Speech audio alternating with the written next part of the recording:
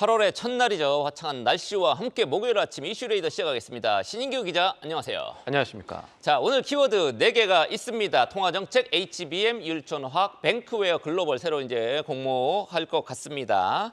자, 하나씩 보겠습니다. 첫 번째, 통화정책, FOMC, 좀 아까도 이제 자세하게 짚었습니다만 기준금리 예상대로 동결을 했고 앞으로 9월부터 기준금리 인하를 시작할 거다라고 거의 파월 의장이 확정적으로 얘기를 했습니다. 오늘장 상당히 기대됩니다. 뉴욕 증시도 많이 뛰었죠. 네. 어떻습니까?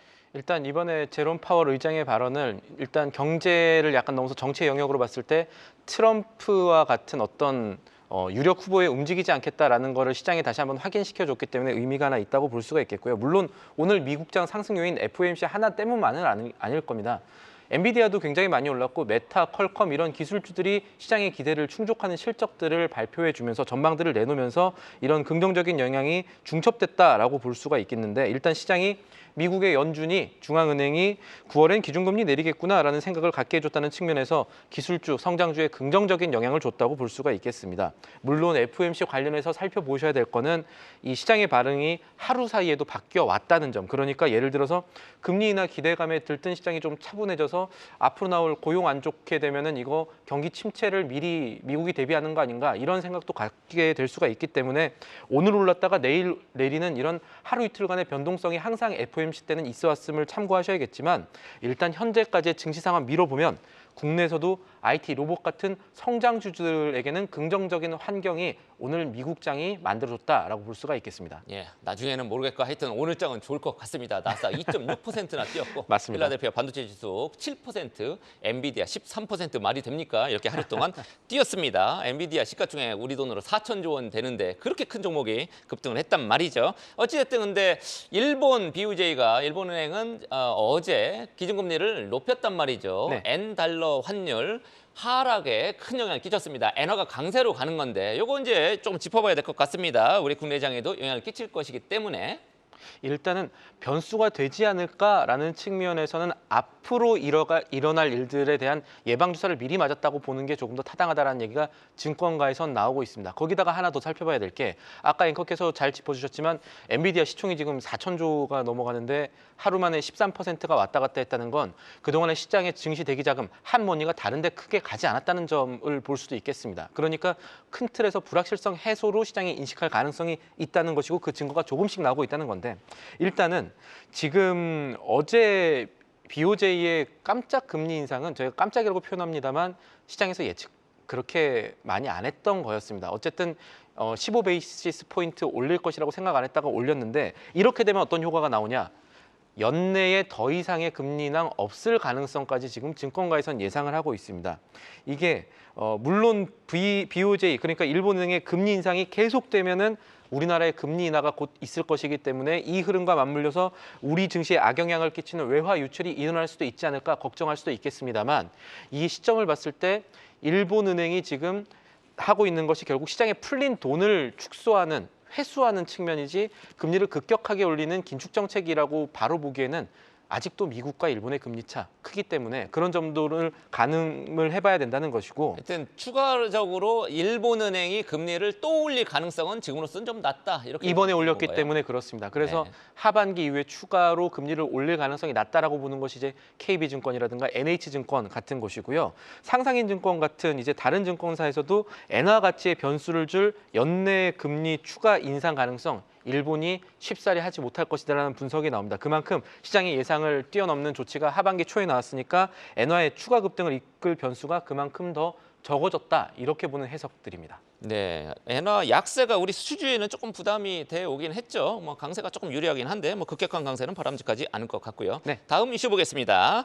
자, 미국이 대중국 반도체 쪽에서도 이제 장비 규제 요거를 이번 달에 내놓을 거다 이런 보도가 있었습니다만 오늘 새벽에 또 다른 보도가 나왔습니다. 이건 블룸버그 보도인데 맞습니다. HBM에 관해서는 삼성전자, SK하이닉스가 더 중요하겠습니다만 삼성전자, SK하이닉스 등의 대중국 공급을 제한할 것이다. 이런 보도도 나왔단 말이죠. 네, 아직 확정은 아닙니다만 그리고 또 이게 SK 하이닉스에 정말 더 중요할까, 삼성한테도 영향 끼칠까라는 측면에서는 삼성도 영향 받을 것 같은데 설명을 드리겠습니다. 일단 미국이요, 이르면은 다음 달 말에 공개를 할 것 같은데 대중국, 그러니까 중국에 대해서 반도체, 첨단 반도체 수출 통제를 추가하는 규정을 만들 것 같습니다. 근데 여기에 삼성전자, SK, 마이크론 같은 주요 기업들이, HBM 만드는 주요 기업들이 요 공급하지 못하도록, 중국에 내놓지 못하도록 하는 내용이 포함될 수 있다는 보도가 나온 겁니다. 다시 말씀드리지만 최종 결정된 것은 아니라고 합니다만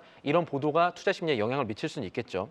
자, 그런데 삼성전자와 SK하이닉스는 우리나라 기업이잖아요. 미국 기업이 아닌데 어떤 근거로 미국이 수출 통제를 하느냐? 해외 직접 제품 규칙이라는 게 있습니다. 미국에서는 그걸 하나의 가능성으로 제시를 했는데 이게 뭐냐면 미국 밖에 외국 기업이 만든 제품이라고 하더라도 미국의 기술이 적용이 되어 있으면 이 수출에 대한 통제를 할 수 있다라는 건데 그것 때문에 우리나라 원전 웨스팅하우스랑 그 한수원과 소송이 지금 벌어지기도 했습니다만 어쨌든 다시 돌아가서 힘센 미국이 하니까 뭐 자기 마음이죠. 힘이 세서 그런 겁니다. 맞습니다. 그래서 SK랑 삼성전자는 어플라이드 머터리얼즈나 아니면 케이던스 디자인 시스템 같은 곳들에서 기술 제휴를 받고 있기 때문에 이 규칙에 사실 적용이 되기는 할 겁니다. 만약에 이걸 가지고 수출 통제를 한다면 되기는 할 건데 일단 미국 기업인 마이크론은요, 이 HBM 규제가 돼도 당장은 타격을 안 받습니다. 왜냐하면 중국이 이미 HBM 막고 있거든요. 마이크론에 대해서는 막고 있는데 문제는 삼성전자 같은 우리나라 기업입니다. 삼성전자 같은 경우는 HBM3를 탑재한 저사양 AI 가속기가 지금 중국에 수출이 되고 있거든요. 그래서 중요한 게 이번에 규제가 마련이 된다면 HBM의 직접 판매만 막을 것이냐 아니면 HBM2 이상의 HBM3 같은 고급 제품이 들어간 추가 칩까지 다 막아버릴 것이냐 여기에 따라서 우리 기업들의 타격의 정도가 달라질 수 있다는 점도 유의를 하셔야겠습니다. 알겠습니다. 자, 세 번째 율촌화학입니다. 많이 들어보신 분들 꽤 있을 겁니다. 이제 배터리 관련인데 이게 시가총액 한 6천억 정도 되는 중견 기업인데 1조 5천억 원짜리 계약이 해지가 됐다. 갑자기 공시가 떴단 말이죠. 무슨 내용입니까? 이게 원래 LG 에너지 솔루션이랑 제너럴 모터스의 합작 법인이 하나 있습니다. 얼티얼샘스라는 곳인데 미국 법인. 맞습니다. 여기에 율촌화학이 만들고 있는 배터리용 알루미늄 파우치를 공급하겠다. 이게 지금 전체 1조 5천억 원 가까이 되는 물량이다라는 게 지난해부터 나왔었는데 이게 1.5조라는 거는 율촌화학 지난해 매출액의 4.6배 정도 되는 큰 금액인데 배꼽이 컸네요. 매출액의 4.6배 수준의 계약이 날아간 겁니다. 이제 율촌화학이 이거를 원래 2028년 말까지 이걸 계속 공급할 예정이었는데 상당히 큰 건이 날아갔다라고 봐야겠죠. 네, 특히 지금 배터리 분위기가 올 들어서 지금 캐즘 전기차 캐즘 때문에 조금 안 좋긴 합니다만 특히 이게 여기 이제 파우치형 LG 에너지 솔루션이 갖고 있는 파우치형이기 때문에 조금 더 우려가 좀 있는 것 같습니다. 전반적으로 지금 캐즘이 계속 될 것으로 봐야 되는 신호로 봐야 되는 건지 어떻습니까? 지금 시장에서 평가는? 이게 어떤 사건으로 기록될 가능성이 있습니다. 규모도 규모고요. 그동안의 시장에서 나왔던 얘기들이 투자자분들께서는 캐즘이란 거 실체가 없을지도 몰라 이렇게 이제 저희가 기사를 쓰면 항상 반발을 하셨던 분들도 계셨고 그리고 그런 부분들이 약간 바뀌어가는 전기차 캐즘 극복되나라는 것들이 조금 기대도 있었는데 이번은 워낙에 규모가 크기 때문에 LG 에너지 솔루션의 주요 협력사인 율촌화학에서 이 정도 공시가 나왔다는 것은 결국은 LG 에너지 솔루션의 투자 축소 결정이 우리나라 산업계에 미칠 영향이 생각보다 클 수 있다는 것을 보여주는 방증이 되는 거고요. 거기다가 LG 에너지 솔루션과 미국의 얘기를 조금 더 들어가면 이번에 포드도 그렇고 GM도 그렇고 사실 다 실적 전망 그렇게 좋지 않았지 않습니까? 주요 자동차 회사들이 실적 좋지 않으면 투자를 줄이게 되겠죠. 그렇게 되면은 이 미래의 먹거리인 전기차에도 사실은 영향이 가는데 이번에 LG엔솔과 GM이 합작 법인을 만드는 얼티얼샘스 같은 경우는 미국 3공장 완공도 아마 늦어질 거다라는 전망이 조심스럽게 나오고 있거든요. 이렇게 되면은 배터리 부문에 대한 업황의 불확실성이 아마 적어도 오늘 장에는 다시 부각될 가능성 배제할 수가 없겠습니다. 네, 다만 테슬라 주가는 어젯밤에 뛰었다는 거. 네. 자, 마지막 오늘 공모주 요즘에 분위기가 조금씩 다운되고 있었습니다. 이런 가운데 뱅크웨어 글로벌이라는 회사가 지금 자막에 나오죠.